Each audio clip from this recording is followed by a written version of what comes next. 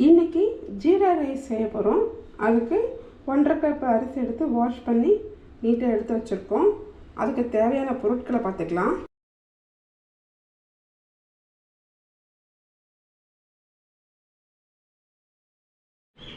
Stove on பண்ண உடனே குக்கரை வச்சு நல்லா ஹீட் பண்ணியாச்சு. இப்போது இந்த டிஷ்ஷுக்கு தேவையான அளவுக்கு எண்ணெய் சேர்த்துக்கலாம்.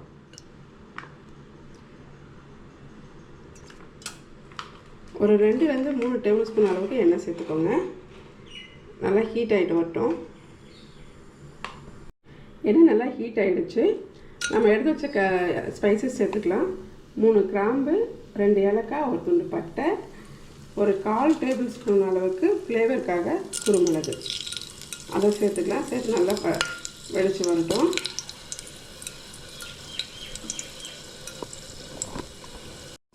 இப்போது ஸ்பைசஸ் ஆட் பண்ணதுக்கப்புறம் 1 டேபிள் ஸ்பூன் அளவுக்கு எடுத்து வச்சு ஜீரா சேர்த்துக்கலாம். சேர்த்துட்டு நல்லா பொரிஞ்சு வரட்டும். பொரிஞ்சு வந்த உடனேயே கருகாமல் இருக்கிறதுக்காக நீல வாக்கில் கட் பண்ணி வெங்காயத்தையும் சேர்த்துக்கலாம். எல்லாம் சேர்த்து நல்லா வதக்கி விட்டுக்கலாம்.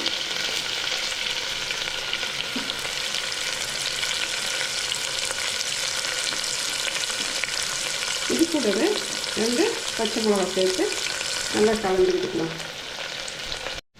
இப்போது இந்த வெங்காயம் வதங்கிறதுக்காக கொஞ்சம் கல்லுப்பு சேர்த்துட்டு நல்லா வதக்கி விட்டுலாம். நல்லா கண்ணாடி பதத்துக்கு வதங்கி வந்தால் போதும், பெரிய வதங்கணும்னு அவசியம் இல்லை. இப்போது வெங்காயம் வதங்கினதுக்கப்புறம் 1 டேபிள் ஸ்பூன் அளவுக்கு எடுத்து வச்சுருக்கிற இஞ்சி பூண்டு விழுதை சேர்த்துக்கலாம். சேர்த்துட்டு நல்லா மிக்ஸ் பண்ணிடலாம். நல்லா இப்போ மிக்ஸ் பண்ணி விட்டுட்டு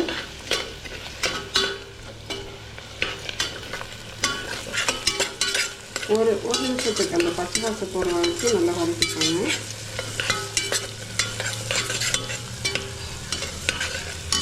பூண்டு வெங்காயம் எல்லாம் பச்சை வாசம் போனதுக்கப்புறம் இப்போ நம்ம எடுத்து வச்சுருக்கிற ஒரு 1/2 கப் அளவுக்கு பச்சை பட்டாணி சேர்த்துக்கலாம். சேர்த்து நல்லா வதக்கிடுங்க.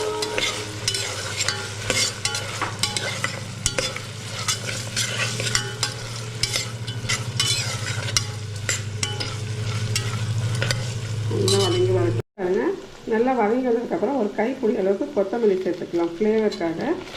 சேர்த்துட்டு சும்மா ஒரு வதக்கி சேர்த்துக்கலாம். அவ்வளோதான். இப்போது நம்ம எடுத்து ரைஸ் எடுத்து மிக்ஸ் பண்ணி விட்டுக்கலாம். இப்போ பாருங்கள், இதெல்லாம் நல்லா வதங்கி வந்துச்சு. இப்போது நம்ம எடுத்து வச்சுருக்கிற ரைஸ் எடுத்து மிக்ஸ் பண்ணிக்கலாம். மிக்ஸ் பண்ணதுக்கப்புறம் நல்லா இதை கலந்து விட்டுக்கலாம்.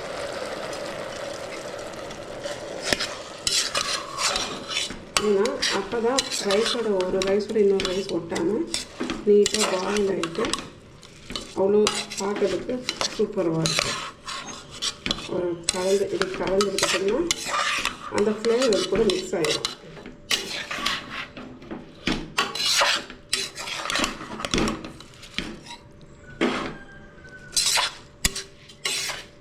இப்போது இப்படி கலந்து விட்டாச்சு. இதுக்கு தேவையான தண்ணியை சேர்த்து இங்கே பாருங்கள், தேவையான அளவுக்கு தண்ணி சேர்த்தாச்சு. இதுக்கு சாப்பிட்றதுக்கு தேவையான அளவுக்கு உப்பு சேர்த்துக்கலாம். உப்பு சேர்த்துட்டு நல்லா ஒரு டைம் கலந்து விட்டுட்டு ஒரு கொதி வந்ததுக்கப்புறம் லிட்டு போட்டு க்ளோஸ் பண்ணிடலாம். இது கலந்து விட்டுருங்க, அப்புறம் மிக்ஸ் ஆகும். ஓகே, நல்லா ஒரு கொதி வந்ததுக்கப்புறம் லிட்டு போட்டு முடிச்சுடுங்க. ஒரு விசில் வந்துச்சுன்னா அவ்வளோதான், சூப்பரான கீ ரைஸ் ரெடி ஆகிடும்.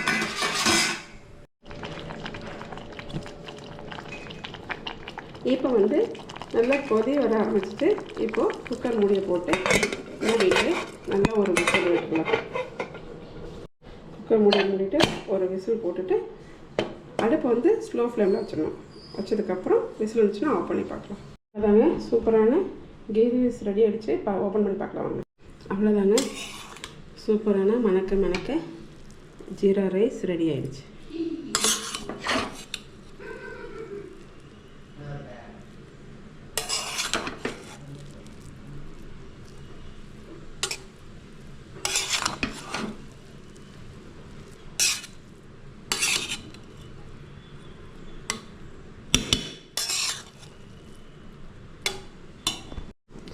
அவ்வளோதாங்க, சூப்பரான ஜீரா ரைஸ் ரெடி ஆகிடுச்சு.